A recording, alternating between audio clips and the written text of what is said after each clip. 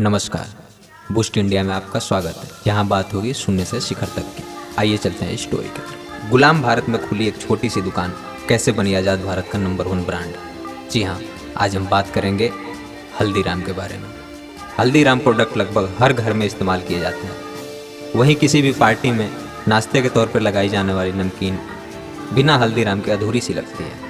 लेकिन क्या आप जानते हैं कि आज़ादी से पहले हल्दीराम की शुरुआत एक छोटी सी दुकान के रूप में हुई थी। फिर आज़ादी के बाद कामयाबी के ऐसे झंडे गाड़े कि भारत का नंबर 1 ब्रांड बन गया।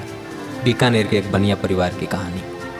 शुरुआत बीकानेर के एक बनिया परिवार से होती है, नाम तनसुख दास, जिनकी मामूली सी आमदनी से किसी तरह परिवार का गुजारा हो रहा था। आज़ादी के करीब 50-60 साल पहले वो अपने परिवार की जिम्मेदारियों को पूरा करने के लिए संघर्ष कर रहे थे। तनसुख दास जी के बेटे भीखाराम अग्रवाल नए काम के तलाश में थे।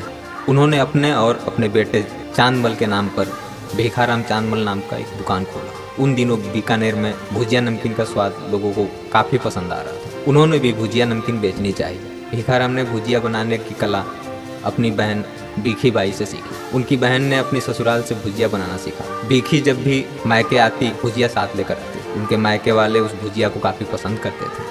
भीखाराम ने भी भुजिया बनाकर अपनी दुकान में बेचना शुरू कर दिया। लेकिन उनकी भुजिया भी मार्केट में बिकने वाली भुजिया की तरह ही साधारण भुजिया थी। बस किसी तरह उनकी रोजी रोटी चल रही थी। फिर सन 1908 में भीखाराम के घर उनके पोते गंगा बिशन अग्रवाल का जन्म हुआ। उनकी माता उन्हें प्यार से हल्दीराम कहकर पुकारती थी। जब हल्दीराम का जन्म हुआ तो उनके दादाजी का उम्र महज 33 साल ही था। उस जमाने में शादी जल्दी हो जाया करती थी। खैर, बचपन से ही हल्दीराम ने घर में नमकीन बनाते देखी। छोटी सी उम्र में ही वे घर व दुकान के कामों में हाथ बटाने लगे। वे काम करने में कभी हिचकिचाते नहीं थे। उनके अंदर सबसे अच्छी खूबी यह थी कि वे काम को बड़ी मेहनत व लगन के साथ जल्दी सीख लेते थे। उन्होंने जल्द ही भुजिया बनाना सीख लिया। महज 11 साल की उम्र में हल्दीराम की शादी चंपा देवी से हो गई। शादी के बाद जिम्मेदारियां बढ़ गई। हल्दीराम ने अपने दादा की भुजिया वाली दुकान पर बैठना शुरू कर दिया। उनकी भुजिया बाजार में बिकने वाली भुजिया से कुछ खास नहीं थी। वे भुजिया के व्यापार को बढ़ाना चाहते थे। इसके लिए उन्हें कुछ अलग करने की ज़रूरत थी। ऐसे में हल्दीराम ने अपने भुजिया के स्वाद को बढ़ाने के लिए कुछ बदलाव किया। उसमें उन्होंने मोठ की मात्रा को बढ़ा दिया। उस भुजिया का स्वाद उनके ग्राहकों को काफ़ी पसंद आ गया। उनकी भुजिया बाजार में बिकने वाली भुजिया से काफ़ी जायकेदार और अलग थी। समय के साथ परिवार बढ़ता रहा। पारिवारिक झगड़े भी उन्हें परेशान करने लगे थे। हल्दीराम ने अंत में परिवार से अलग होने का फैसला ले लिया। उन्हें पारिवारिक व्यापार से कुछ नहीं मिला। परिवार से अलग होने के बाद हल्दीराम ने बीकानेर में साल 1937 में एक छोटी सी नाश्ते की दुकान खोली, जहां बाद में उन्होंने भुजिया बेचना भी शुरू कर दिया। वह इसके जरिए मार्केट में अपना नाम जमाना चाहते थे। कहा जाता है कि हल्दीराम हमेशा अपनी भुजिया का स्वाद बढ़ाने के लिए कुछ न कुछ बदलाव या एक्सपेरिमेंट करते रहते थे। अभी तक मार्केट में लोगों ने जिस भुजिया का स्वाद चखा था वो थोड़ी नरम, मोटी और गठिए के समान थी। इस बार उन्होंने इसके रूप को ही बदल डाला। हल्दीराम ने एकदम पतली भुजिया बना डाली। ये बहुत ही चटपटी और क्रिस्पी थी। इस तरह की भुजिया अब तक मार्केट में नहीं आई थी। जब लोगों ने हल्दीराम की इस भुजिया का स्वाद चखा तो उन्हें काफ़ी पसंद आया। उनकी चटपटी और स्वाद से भरपूर भुजिया खरीदने के लिए दुकान के सामने लाइन लगने लगी। पूरे शहर में उनकी दुकान भुजिया वाला के नाम से पहचानी जाने लगी थी। बाद में उन्होंने अपनी दुकान का नाम अपने नाम पर हल्दीराम रख दिया। हल्दीराम का व्यापार लगातार बढ़ता जा रहा था। भुजिया के साथ कई प्रकार की नमकीन बनने लगी थी। समय के साथ उनके प्रोडक्ट्स की मांग ज़्यादा होने लगी। इसी के साथ ही हल्दीराम अभी भी अपनी भुजिया में बदलाव करने में लगे रहते थे। इस बार उन्होंने एक नई योजना बनाई। भुजिया बैरेंस के लेखक पवित्र कुमार बताते हैं कि गंगा बिशन के बेसन भुजिया में मोठ मिलाने के साथ पहले के मुकाबले उससे पतला कर दिया।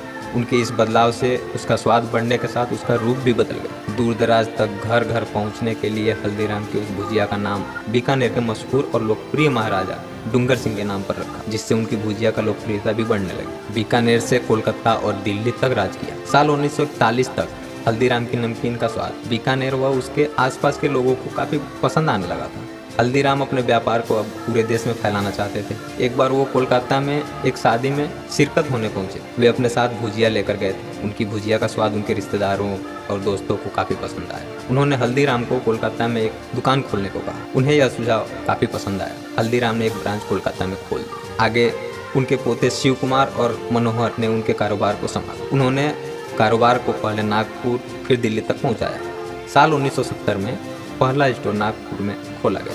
वहीं साल 1982 में देश की राजधानी दिल्ली में दूसरा स्टोर खोला गया। दोनों जगहों पर मैन्युफैक्चरिंग प्लांट्स लगाए गए। इसके बाद पूरे देश में हल्दीराम के प्रोडक्ट बिकने लगे। देखते ही देखते हल्दीराम की मांग विदेशों में भी होने लगी। अब देश के साथ विदेशों में भी हल्दीराम ने अपना व्यापार फैला लिया। उनके प्रोडक्ट्स की क्वालिटी और स्वाद ने कंपनी को नंबर 1 ब्रांड बना दिया। हल्दीराम का ब्रांड समय के साथ तरक्की कर रहा था। साल 2003 में हल्दीराम अमेरिका में अपने प्रोडक्ट्स का निर्यात शुरू कर दिया था। आज करीब 80 देशों में इनके प्रोडक्ट्स का निर्यात किया जाता था। फिर साल 2015 में कंपनी को बड़ा झटका लग गया। अमेरिका ने हल्दीराम के निर्यात पर रोक लगा दी। उसका कहना था कि हल्दीराम अपने प्रोडक्ट्स में कीटनाशक का इस्तेमाल करता है, जिसकी वजह से हल्दीराम के प्रोडक्ट्स पर रोक लगा दी गई। इसके बावजूद कंपनी के बिजनेस पर कुछ खास असर नहीं पड़ा। पूरे विश्व में उनके प्रोडक्ट्स अपनी एक अलग खास पहचान बनाई। आगे कंपनी के कारोबार को भौगोलिक आधार पर देश के 3 हिस्सों में बांट दिया गया, ताकि कंपनी अधिक से अधिक ग्राहकों तक आसानी से पहुंच सके। दक्षिण और पूर्वी भारत का व्यापार कोलकाता स्थित हल्दीराम भुजियावाला के पास है। वहीं पश्चिमी भारत का व्यापार नागपुर में हल्दीराम फूड्स इंटरनेशनल के पास है। वहीं उत्तरी भारत का व्यापार दिल्ली में Haldiram snacks and ethnic food के पास है। इन तीनों में सबसे बड़ी दिल्ली की कंपनी है। एक रिपोर्ट के अनुसार साल 2013-14 के बीच हल्दीराम का दिल्ली वाली हल्दीराम कंपनी का रेवेन्यू 2100 करोड़ रुपये था। वहीं नागपुर वाली कंपनी का सालाना रेवेन्यू 1225 करोड़ और नागपुर वाली कंपनी का सालाना मुनाफा 210 करोड़ रुपए था।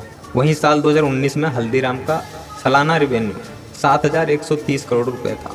एक रिपोर्ट के अनुसार हल्दीराम के प्रोडक्ट्स बनाने के लिए सालाना 3.8 अरब लीटर दूध, 80 किलोग्राम मक्खन, 60 किलोग्राम घी व 62 लाख किलोग्राम आलू की खपत होती है। हल्दीराम ब्रांड के तहत लोगों का न सिर्फ भुजिया बल्कि कई प्रकार की स्वादिष्ट नमकीन, स्नैक्स और फूड प्रोडक्ट समेत 400 से अधिक प्रोडक्ट्स का स्वाद चखने को मिलता है। इससे आप हल्दीराम की लोकप्रियता का अंदाजा लगा सकते हैं। अगर आपको ये स्टोरी पसंद आई हो